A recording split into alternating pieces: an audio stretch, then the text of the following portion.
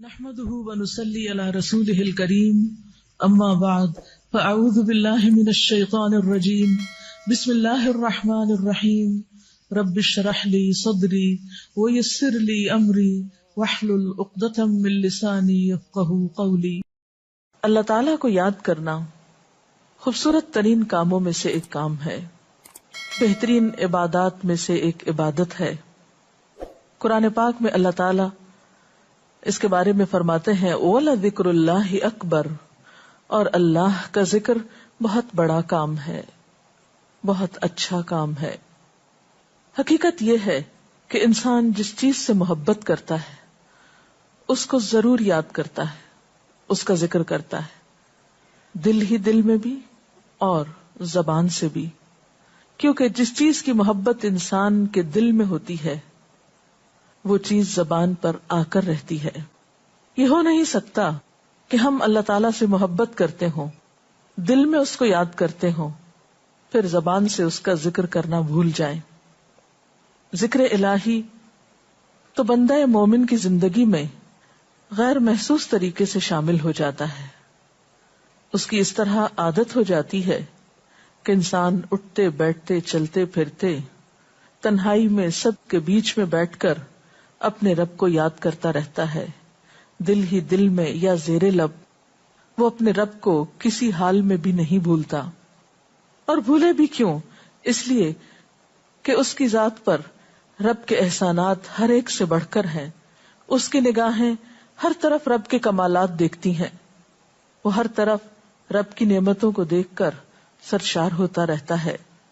وہ جس طرف بھی نظر اٹھاتا ہے وہیں اس کو رب کی قدرت اور تخلیق نظر آتی ہے، اپنے سامنے دائیں بائیں اوپر نیچے ہر طرف زمین آسمان جو کچھ بھی بنا ہوا ہے، جو کچھ بھی پھیلا ہوا ہے وہ سب اس کے رب کا بنایا ہوا ہے، پھر وہ اس رب کو کیسے بھلا سکتا ہے۔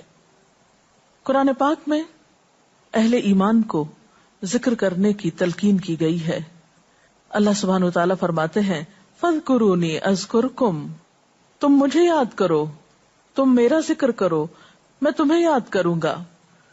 ایک اور جگہ پر فرمایا وَاذْكُرْ رَبَّكَ فِي نَفْسِكَ تَضَرُّعًا وَخِيفَةً وَدُونَ الْجَهْرِ مِنَ الْقَوْلِ بِالْغُدُوِّ وَالْآصَالِ وَلَا تَكُن مِّنَ الْغَافِلِينَ، اور اپنے پروردگار کو دل ہی دل میں عاجزی اور خوف کے ساتھ اور آہستہ آواز سے صبح و شام یاد کرتے رہو، اور دیکھنا غافل نہ ہونا، یعنی رب کی یاد سے کبھی بھی غفلت اختیار نہ کرنا۔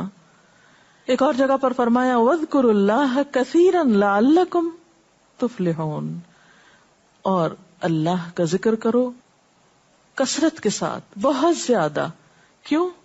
لَعَلَّكُمْ تُفْلِحُونَ، تاکہ تم فلاح پاؤ، کامیاب ہو جاؤ۔ اس سے پتہ چلتا ہے کہ اللہ تعالیٰ کو یاد کرنا کامیابی کی علامت ہے، اللہ کے ذکر میں کامیابی کی ضمانت ہے۔ مومن مردوں اور عورتوں کی صفت قرآن پاک میں یہی بیان کی گئی ہے کہ وہ بہت زیادہ اللہ کا ذکر کرنے والے ہوتے ہیں۔ سورۃ الاحزاب میں آتا ہے وَالذَّاكِرِينَ اللَّهَ كَثِيرًا وَالذَّاكِرَاتِ، اور اللہ کا ذکر کرنے والے مرد اور اللہ کا ذکر کرنے والی عورتیں جو کثرت سے اللہ کا ذکر کرتے ہیں۔ کثیرن اعد اللہ لہم مغفرۃ واجرا عظیما، اللہ نے ان کے لیے بخشش اور بہت بڑے اجر کا وعدہ کر رکھا ہے۔ اور پھر یہ کہ ذکر کرنے کے لیے کوئی خاص وقت مقرر نہیں، انسان ہر حال میں ذکر کر سکتا ہے، ہر وقت میں ذکر کر سکتا ہے۔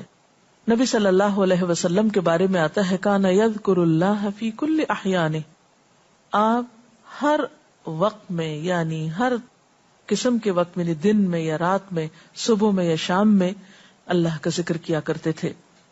حدیث پاک میں آتا ہے، حضرت ابو موسیٰ اشعری سے روایت ہے مثل الذی یذکر ربہ والذی لا یذکرہ مثل الحی والمیت، رواہ البخاری۔ آپ صلی اللہ علیہ وسلم نے فرمایا اس شخص کی مثال جو اپنے رب کا ذکر کرتا ہے زندہ انسان کی طرح ہے، اور اس کی مثال جو اپنے رب کا ذکر نہیں کرتا مردہ شخص کی طرح ہے۔ گویا ذکر کرنے والا اور نہ کرنے والا، ان دونوں کے درمیان اتنا ہی فرق ہے جتنا ایک زندہ اور مردہ انسان میں فرق ہوتا ہے۔ اور یہ فرق کتنا بڑا ہے. یعنی انسان تو وہی ہوتا ہے، لیکن زندہ انسان میں اور مردہ انسان میں زندگی اور موت کا فرق ہے. بالکل اسی طرح جو شخص اپنے رب کو یاد کرتا ہے، اس کا ذکر کرتا ہے، اس کے اندر ایک زندگی ہے، اس کے اندر ایک خاص خوشی ہوتی ہے، اطمینان ہوتا ہے. اور وہ جو نہیں کرتا اس کا دل مردہ ہوتا ہے، اس کے اندر زندگی کی کوئی امنگ نہیں ہوتی. ایک اور حدیث میں آتا ہے، نبی صلی اللہ علیہ وسلم نے فرمایا، اللہ تعالیٰ فرماتا ہے میں اپنے بندے کے خیال کے مطابق ہوتا ہوں یا خیال کے ساتھ ہوتا ہوں. جو خیال وہ میرے بارے میں رکھتا ہے میں اسی کے مطابق اس کے ساتھ معاملہ کرتا ہوں، اور میں اس کے ساتھ ہوتا ہوں جب وہ مجھے یاد کرتا ہے. گویا ذکر کرنے والے اللہ کی مدد کے مستحق ہوتے ہیں، یعنی اللہ ایسے بندوں کے ساتھ ہوتا ہے جو ذکر کرتے رہتے ہیں. اگر وہ مجھ کو اپنے دل میں یاد کرتا ہے تو میں بھی اس کو اپنے دل میں یاد کرتا ہوں، اور اگر وہ مجھے کسی جماعت میں بیٹھ کے یعنی کسی گروپ میں یعنی پبلک میں بیٹھ کے یاد کرتا ہے تو میں اس کو اس سے بہتر جماعت میں یاد کرتا ہوں، یعنی فرشتوں کی جماعت میں یاد کرتا ہوں. تو گویا فاذکرونی اذکرکم، تم مجھے یاد رکھو میں تمہیں یاد رکھوں گا. تو جو شخص بھی یہ چاہتا ہو کہ اللہ تعالیٰ اس کو یاد رکھے، اس کی مشکل میں اس کی مدد کرے، تو اس کے لیے کیا ضروری ہے کہ پھر وہ ذکر کرتا رہے. اور ذکر تمام عبادات کو خوبصورت بناتا ہے. مثلا روزہ رکھنا ایک عبادت ہے، لیکن جس روزے میں ذکر الہی ہو اس کا اجر و ثواب کئی گنا بڑھ جائے گا. حج ایک عبادت ہے بذات خود، حج کا سفر ایک عبادت ہے، لیکن اس سفر میں انسان اگر ذکر الہی کرتا رہے تو اسی حج کا ثواب کئی گنا بڑھ جائے گا. اور نماز تو سراسر ہے ہی اللہ کی یاد کا نام. اقم الصلاۃ لذکری، نماز قائم کرو میری یاد کے لیے. اللہ کے ذکر کا بہترین طریقہ ہے. ایک اور موقع پر آپ صلی اللہ علیہ وسلم سے جب یہ پوچھا گیا کہ سب سے اچھی نماز کس کی، سب سے اچھا روزہ کس کا، سب سے اچھا حج کس کا، سب سے اچھا مجاہد کون، تو آپ صلی اللہ علیہ وسلم نے ہر بار یہی جواب دیا کہ جو اپنے ان کاموں میں ذکر الہی کثرت کے ساتھ کرے. اور ذکر کرنے والے ہر میدان میں آگے نکل جاتے ہیں. حدیث پاک میں آتا ہے نبی صلی اللہ علیہ وسلم نے فرمایا مفردون سبقت لے گئے. لوگوں نے پوچھا کہ یہ مفردون کون ہے؟ فرمایا وہ مرد جو کثرت کے ساتھ اللہ کا ذکر کرتے ہیں اور وہ عورتیں جو کثرت کے ساتھ اللہ کو یاد کرتی ہیں. اور یہاں آپ نوٹ کر رہے ہیں خاص طور پر مردوں کے ساتھ ساتھ عورتوں کا ذکر بھی ملتا ہے. حضرت عبداللہ بن بصر فرماتے ہیں کہ ایک شخص نے عرض کیا یا رسول اللہ صلی اللہ علیہ وسلم، بے شک اسلام کے احکام مجھ پر بہت ہیں، یعنی ذمہ داریاں بہت ہیں، کرنے کے کام بہت ہیں. آپ مجھے کوئی ایسی بات بتائیں جسے میں اپنے لیے لازم کر لوں، یعنی میرے لیے آسان ہو اور میں پابندی سے کر سکوں. تو آپ صلی اللہ علیہ وسلم نے فرمایا لا یزال لسانک رطبا من ذکر اللہ، کہ ایک چیز پابندی سے پکڑ لو، اور وہ کیا کہ تیری زبان ہمیشہ اللہ کے ذکر سے تر رہے، ہر دم اللہ کو یاد کرتے رہو. اور یہ حقیقت ہے کہ انسان کوئی بھی کام کر رہا ہو، مثلا خواتین کھانا پکا رہی ہیں، گھر صاف کر رہی ہیں، واک کر رہی ہیں، کوئی بھی کام کر رہی ہیں اس طرح کا، تو اس میں ساتھ ساتھ اللہ کی یاد کرتی رہیں. سبحان اللہ، الحمدللہ، اللہ اکبر، استغفر اللہ، لا الہ الا اللہ، ان اذکار کا ورد کرتے رہیں، تو اس میں کام بھی ہوتا رہے گا اور اس کے ساتھ ساتھ اللہ کی یاد بھی ہوتی رہے گی. خصوصی طور پر 2 کلمات ایسے ہیں جن کے بارے میں بہترین اجر کی خوشخبری سنائی گئی.